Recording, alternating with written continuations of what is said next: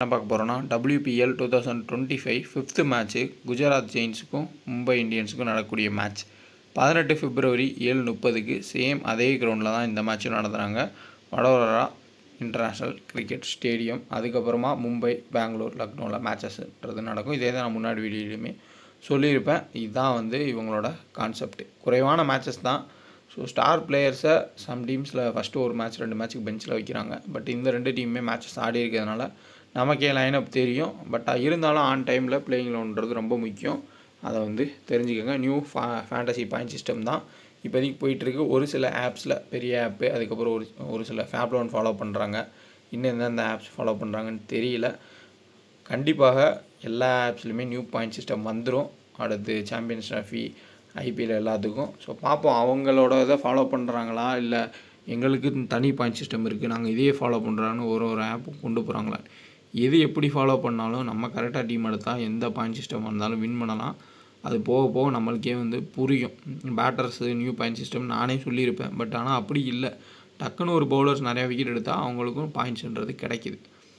ஃபேப் loan ஆப்பே install பண்ணிக்கோங்க. டிஸ்கிரிப்ஷனில் link இருக்குது. Small league full and full நான் இதில் தான் ப்ளே பண்ணுறேன். நல்ல வின்னிங்ஸ் தான் எப்போயுமே கிடச்சிட்டு இருக்குது. இப்போ இந்த நியூ பாயிண்ட் சிஸ்டம் வந்ததுனால கொஞ்சம் கன்ஃபியூஸ் ஆகி ஒரு சில மேட்ச் ஃப்ளாப் ஆகிட்டு இருக்குது. பட் ஆனால் போக போக கம்பேக் கொடுத்துடலாம். விருப்பம் உள்ளவங்க இன்ஸ்டால் பண்ணிக்கோங்க. 2K டெக்கன் ரெஃபர் கூட பயன்படுத்திக்கோங்க.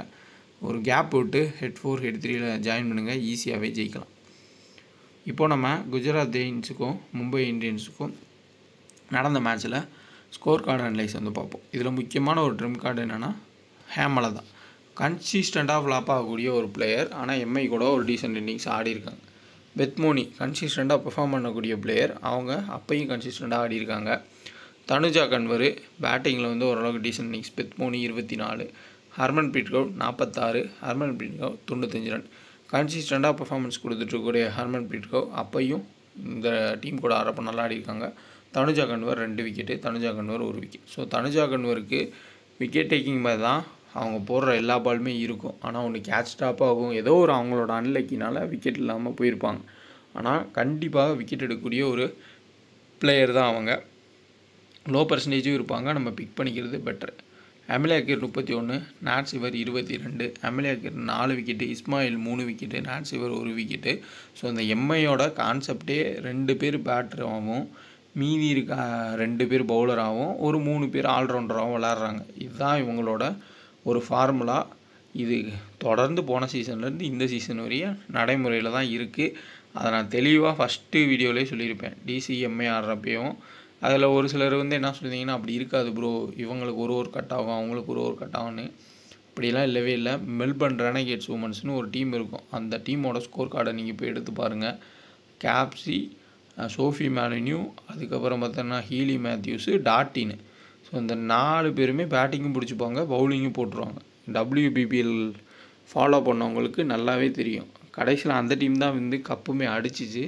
நீங்கள் போய் ஸ்கோர் கார்டு கூட ட்ரை பண்ணி பாருங்கள். அதே ஃபார்முலாவை இவங்க யூஸ் பண்ணல. இவங்க யூஸ் பண்ணுற ஃபார்முலாவை தான் மெல்பர்ன் ரெனகேட்ஸ் உமன்ஸு ஃபாலோ பண்ணாங்க இந்த சீசன் WBPL. ஸோ பார்ப்போம். பிளேயிங் லோன் பார்க்குறப்ப தெளிவாக சொல்கிறேன். இப்போ நம்ம மும்பை இந்தியன்ஸோட பிளேயிங் லோன் பார்ப்போம். ஸ்டார்டிங்லேயே நான் சொல்லிடுறேன். அந்த பேட்டர்ஸ் யார் யாருன்றதை சொல்கிறேன். யாசிகா பாட்டியா, ஹர்மன்பிரீத் கவுர் 2 பேர் பேட்ரு.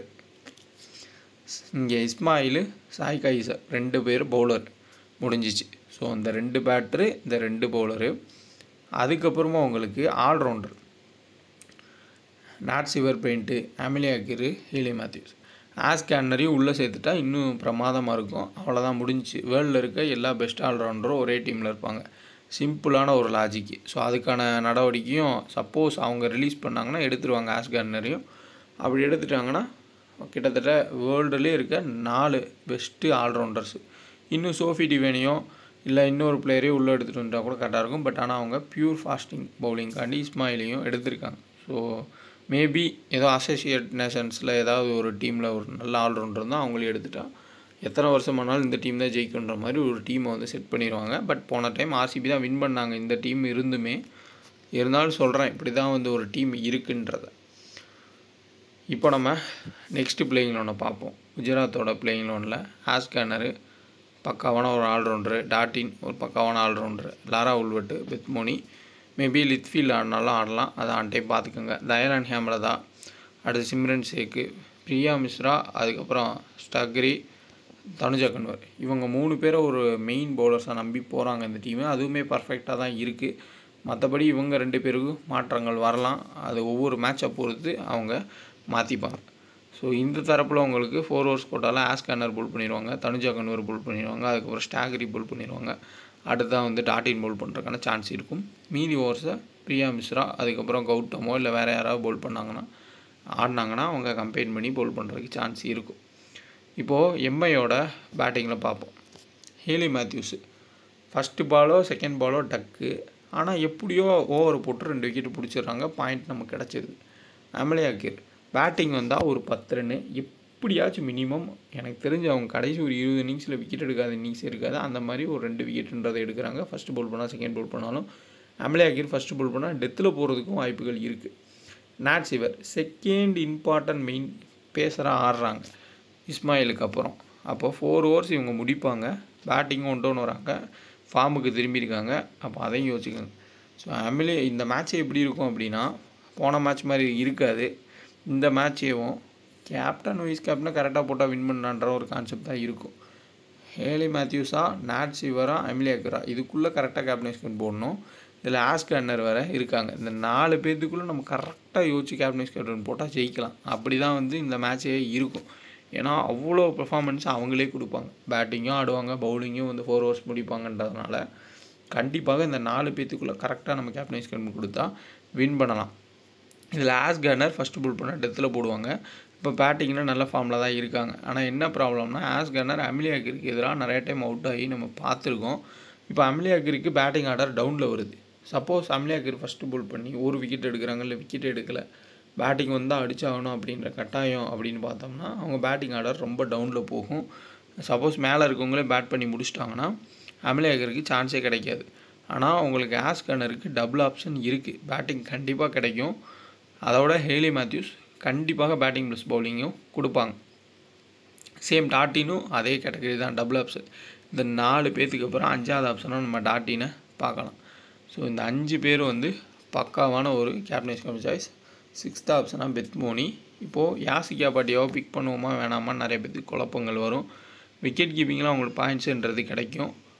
அதே மாதிரி உங்களுக்கு பார்த்தீங்கன்னா பேட்டிங்லையுமே லெஃப்ட் ஹேண்டரு கொஞ்சம் குயிக்காக வந்து ஆட பார்ப்பாங்க. சம்டைம்ஸில் ஏர்லி ஸ்விங் இருக்கக்கூடிய பவுலர்ஸ் பவுல் பண்ணால் அவுட் ஆகிறத நம்ம பார்த்துருக்கோம்.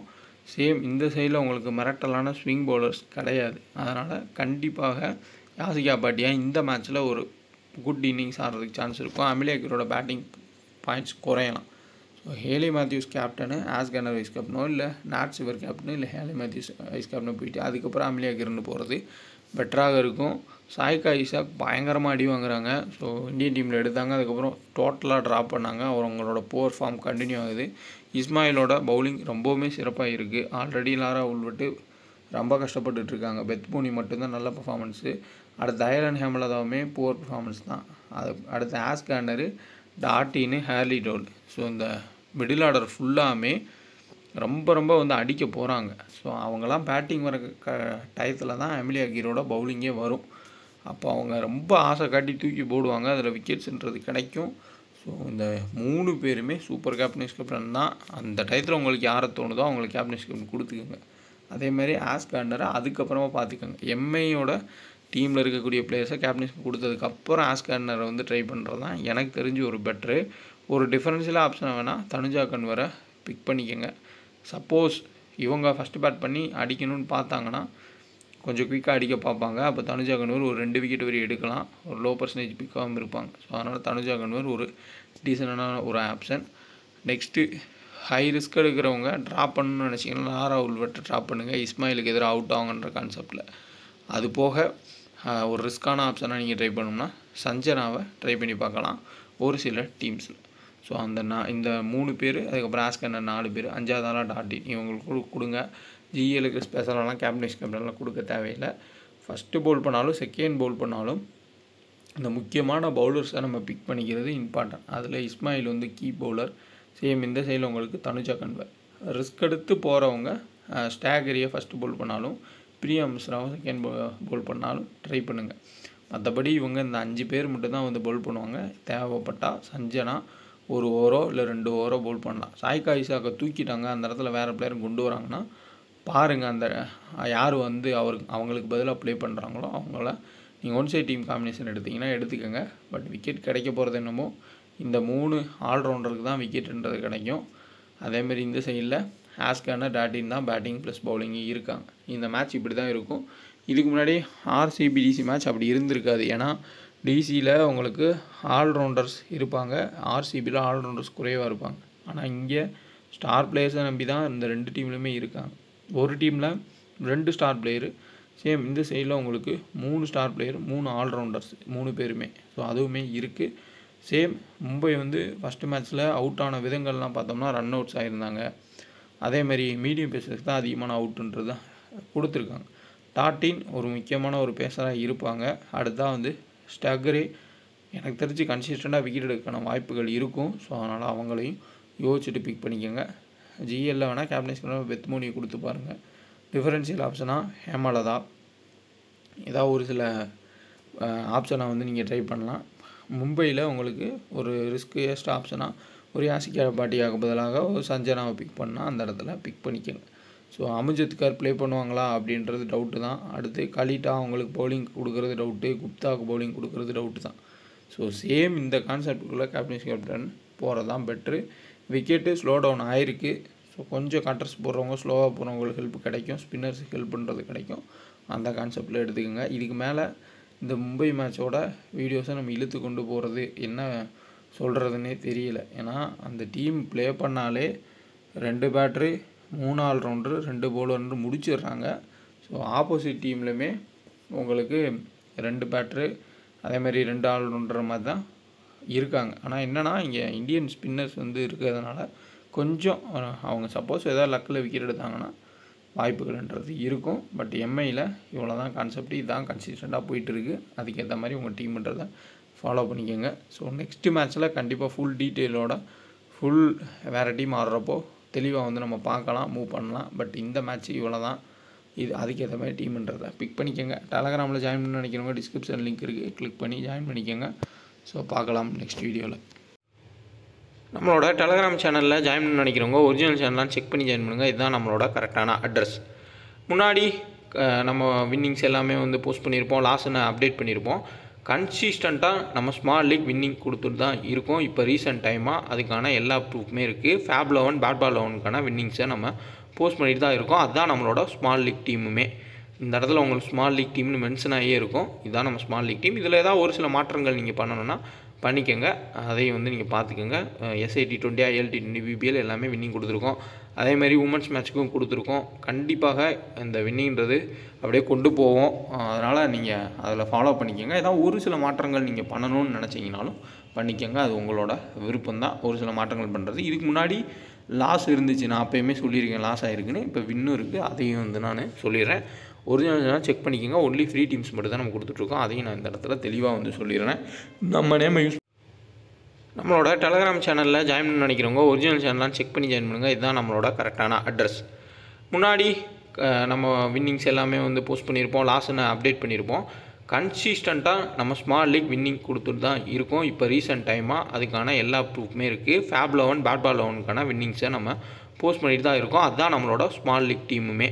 இந்த இடத்துல உங்களுக்கு ஸ்மால் லீக் டீம்னு மென்ஷன் ஆகியே இருக்கும். இதுதான் நம்ம ஸ்மால் லீக் டீம். இதில் ஏதாவது ஒரு சில மாற்றங்கள் நீங்கள் பண்ணணுன்னா பண்ணிக்கோங்க, அதையும் வந்து நீங்கள் பார்த்துக்கோங்க. SIT20 ILT20 BPL எல்லாமே வின்னிங் கொடுத்துருக்கோம். அதேமாதிரி உமன்ஸ் மேட்ச்சுக்கும் கொடுத்துருக்கோம். கண்டிப்பாக இந்த வின்னிங்கிறது அப்படியே கொண்டு போவோம். அதனால் நீங்கள் அதில் ஃபாலோ பண்ணிக்கோங்க. ஏதாவது ஒரு சில மாற்றங்கள் நீங்கள் பண்ணணும்னு நினச்சிங்கனாலும் பண்ணிக்கோங்க, அது உங்களோட விருப்பம்தான் ஒரு சில மாற்றங்கள் பண்ணுறது. இதுக்கு முன்னாடி லாஸ் இருந்துச்சு, நான் அப்போயுமே சொல்லியிருக்கேன் லாஸ் ஆகிருக்குன்னு. இப்போ வின்னும் இருக்குது, அதையும் வந்து நான் சொல்லிடுறேன். ஒரிஜினல் செக் பண்ணிக்கோங்க. ஒன்லி ஃப்ரீ டீம்ஸ் மட்டும் தான் நம்ம கொடுத்துட்ருக்கோம். அதையும் நான் இந்த இடத்துல தெளிவாக வந்து சொல்லிடுறேன். நம்ம நேமை